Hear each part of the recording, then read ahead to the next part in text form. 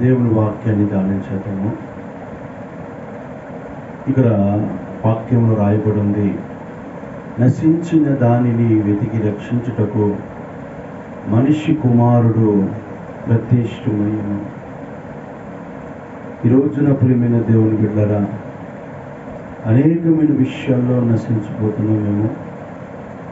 అటు కుటుంబ విషయాలు కానీ, అటు ఆత్మీయమైన విషయాలు కానీ, ఏదేమైనప్పటికీ నశించిపోయే పరిస్థితులు ఎన్నో వస్తూ ఉన్నాయి. నశించిపోవటం అంటే ఆధ్యాత్మికంగా నశించిపోవటం. అందుకని ఆ జక్కయ్య అన్న వ్యక్తి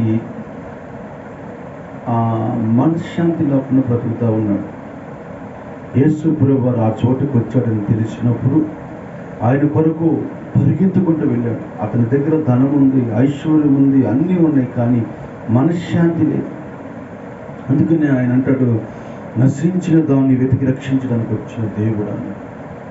నీ ఆత్మీయమైన జీవితంలో నువ్వు ఏ విషయంలో నలిగిపోతున్నావో, నశించిపోతున్నావో, నిన్ను దేవుడు రక్షించడానికే ప్రతిష్ఠమయ్యాడు. నీ సమస్యల విషయంలో కానీ, నీ ఆర్థికమైన విషయంలో కానీ, నీ ఆరోగ్య విషయంలో కానీ నిన్ను ఆయన మళ్ళీ బాగు చేయటకు శక్తి కలిగినాడు. ఎప్పుడు అంటే నువ్వు ఆయన కొరకు ముందుకి నడిచినప్పుడు, ఆయన కొరకు ప్రయాసపడినప్పుడు. అందుకని వాక్యం చెబుతుంది, ప్రయాసపడి భారం మోస్తున్న సమస్త జనులారా నా యొద్దకు రండి, నేను మీకు విశ్రాంతి ఇస్తాను. దేవుడు విశ్రాంతిని కలుగచేస్తాడు. నశించిపోతున్న మనల్ని ఆయన ముందుకు నడిపిస్తాడు.